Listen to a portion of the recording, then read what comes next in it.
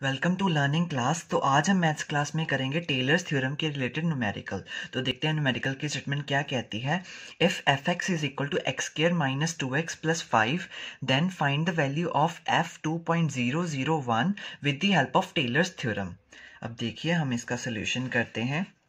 यानी कि हमारे पास एक फंक्शन है, तो हमने उस फंक्शन पर x की जगह पर 2.001 की वैल्यू फाइंड करनी है। फंक्शन की वैल्यू 2.001 पॉइंट पर with the help of Taylor's theorem. वैसे तो हम सिंपली भी फाइंड आउट कर सकते हैं x की जगह पर 2.001 सब्स्टिट्यूट करके, बट हमने specially with the help of Taylor's theorem find करनी है।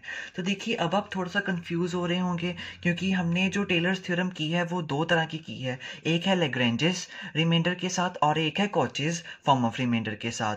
तो यहाँ पर जो टेलर्स थ्योरम, आपको भी पता ही है कि जो इन दोनों में फ़र्क होता है वो सिर्फ आखिरी टर्म का होता है।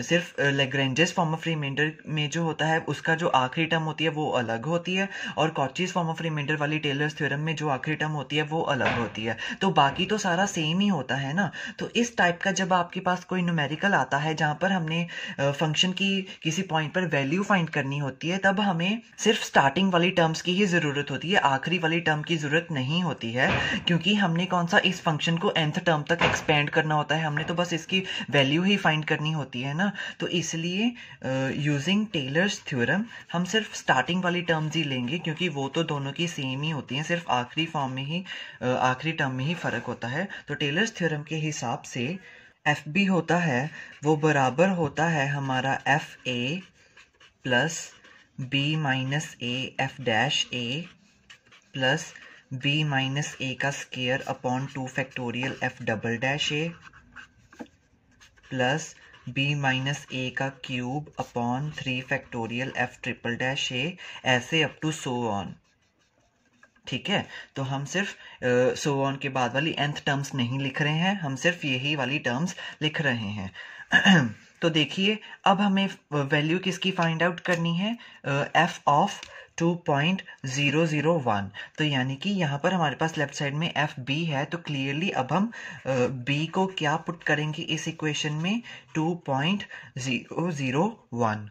और अब बात आ जाती है कि ए को क्या पुट करेंगे। तो ए को हम कुछ ऐसा पुट करेंगे जिससे हमारा इजीली हो जाए इस न्यूमेरिकल को सॉल्व करना। तो क्लियरली अब हम अगर एक्स ए को 2 पुट करेंगे तो हमारा f2 f dash 2 f double dash 2 इसको इजीली हम फाइंड आउट कर सकते हैं। तो इसलिए अब हम यहाँ पर a को 2 पुट कर देंगे, और जहाँ पर भी हमारा फिर b माइनस ए आ रहा होगा तो वहाँ हम ये देख लेते हैं b माइनस ए वो हमारा 2.001 माइनस 2। तो ये b माइनस ए की जो हमारे पास वैल्यू आएगी वो हमारे पास आएगी 0.001। तो यहाँ पर भी हमारा b होगा, वहाँ पर हम 2.001 पुट कर देंगे, यहाँ पर a होगा वहाँ पर 2 पुट कर देंगे, और जहाँ पर भी हमारा b माइनस ए बन रहा होगा हम 0.001 पुट कर देंगे। तो देखते हैं कि पुट करने के बाद हमारे पास क्या बनती है ये वाली इक्वेशन। तो ये हमारे पास बनेगी f of 2.001 is equal to f of 2 plus b minus A है, यानी कि 0.001 f डैश 2 प्लस 0.001 का square upon 2 factorial upon into f double dash 2 plus 0.001 cube upon 3 factorial into f triple dash 2 plus up to so on, ये चलता ही जाएगा। तो ठीक है, तो ये वाली इक्वेशन हमारे पास बन गई है। अब हमने क्या करना है, हमने इसकी वैल्यू फाइंड करनी है। तो इसकी वैल्यू फाइंड करने के लिए हमें f2 चाहिए होगा, f डैश 2 की वैल्यू चाहिए होगी, f double dash f triple dash, तो ऐसे ही so on f4 fourth derivative जो होगा वो फिफ्थ डेरिवेटिव, मतलब जहाँ तक हमारा आई डेरिवेटिव निकलते जाते हैं वहाँ तक हम फाइंड आउट करते जाएंगे। तो अब हम हमारा जो f(x) है वो किसके बराबर था, x square minus 2x plus 5। तो f(x) है हमारा x square minus 2x plus 5। तो फिर ऐसे ही तो फिर हम x की जगह पर जब हम 2 सब्स्टिट्यूट करेंगे, क्योंकि हमने f2 की वैल्यू फाइंड आउट करनी है, तो हमारा जो f2 होगा वो किसके बराबर होगा, 2 का स्क्वायर 4 माइनस 2 इंटू 2 4 प्लस 5।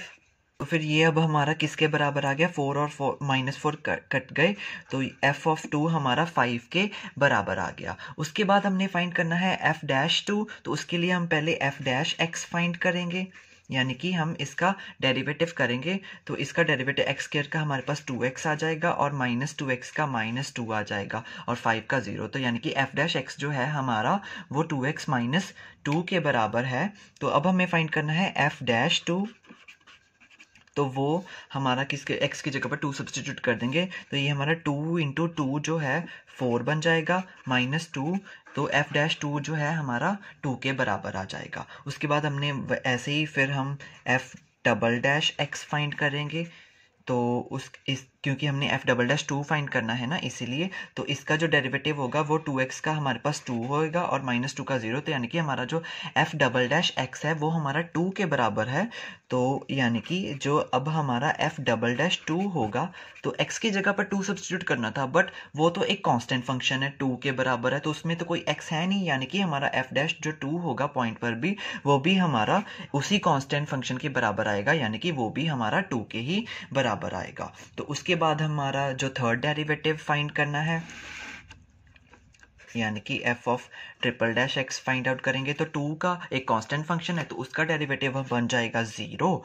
तो उसके बाद कि हमारा जो f triple dash at 2 point होगा वो भी हमारा 0 के ही बराबर आ जाएगा, क्योंकि कुछ सब्स्टिट्यूट करने को है ही नहीं, x तो है ही नहीं यहाँ पर, ये तो हमारा 0 के बराबर है। तो ऐसे ही फिर हमारा जो फोर्थ डेरिवेटिव होगा, तो ये तो 0 है, तो इसका डेरिवेटिव भी 0 ही होगा। तो ऐसे ही फिर हमारा जो f ऑफ 4 एट पॉइंट 2 होगा वो भी हमारा 0 के बराबर आ जाएगा। तो यानी कि इसके बाद जितने भी हमारे पास आएंगे वो सभी हमारे 0 के ही बराबर होंगे, यानी कि सिर्फ इस टर्म तक ही हमारे पास 0 के बराबर नहीं है।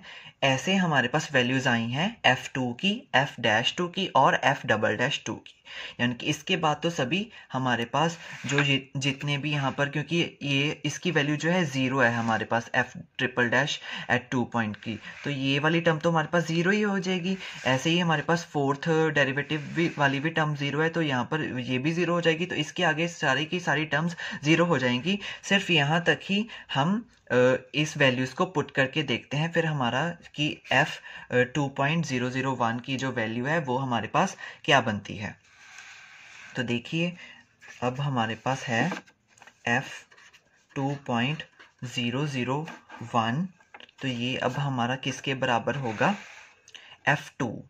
तो f2 की वैल्यू क्या है हमारे पास 5, तो यानी कि ये पहले हमारे पास 5 आ गया, और उसके बाद ये है हमारा 0.001, यानी कि 0.001 इंटू f डैश 2। तो f डैश 2 की वैल्यू है हमारे पास 2, तो ये हमारा 2 से मल्टीप्लाई हो जाएगा, और उसके बाद हमारे पास है 0.001 का स्क्वायर अपॉन 2 फैक्टोरियल, तो ये हमारा आ जाएगा 0.001 के स्क्वायर का upon 2 factorial into f dash 2। तो f डैश 2 की वैल्यू भी हमारे पास 2 है, तो ये भी हमारा इंटू 2 हो जाएगा। और उसके बाद तो हमारे पास जो ये वाली टर्म है, क्योंकि हमारा जो f ऑफ ट्रिपल डैश 2 है वो हमारा 0 है, तो ये वाली टर्म 0 और उसके आगे वाली टर्म भी 0 और अप टू सो ऑन, ये तो हमारी 0 ही रहेंगी। यानी कि अब हमारा जो f एट 2.001 की जो वैल्यू है वो हमारी, इसको थोड़ा सा सिंप्लीफाई कर लेते हैं, 5 प्लस ये हमारा बन जाएगा 0.002 प्लस, और उसके बाद ये जो हमारा 2 फैक्टोरियल होता है वो भी 2 के बराबर होता है, तो ये 2 और ये जो 2 है ये दोनों आपस में कट जाएंगे, तो हमारे पास इसका स्क्वायर बचेगा, तो इसका स्क्वायर हमारे पास क्या होगा 0.0000001, तो ये होगा हमारा इसका स्क्वायर। तो अब हमें इसे सिंपली प्लस करना है, तो ये अब हमारा बन जाएगा 5.002001, तो यानी कि हमारे जो फंक्शन की वैल्यू है 2.001 पॉइंट पर वो हमारे पास आ गई है 5.002001। तो ये हमारा जो न्यूमेरिकल है वो अब सॉल्व हो चुका है। इसको आप अगर अप्रॉक्सीमेटली करके भी लिखना चाहें तो लिख सकते हैं, नहीं तो वरना हमारा ये जो न्यूमेरिकल है वो सॉल्व हो चुका है, क्योंकि हमने टेलर्स थ्योरम की मदद से f ऑफ 2.001 फाइंड आउट कर लिया है। तो thank you so much, hope so आपको अच्छे से समझ में आ गया होगा कि कैसे करते हैं ऐसे वाले न्यूमेरिकल्स। Thank you.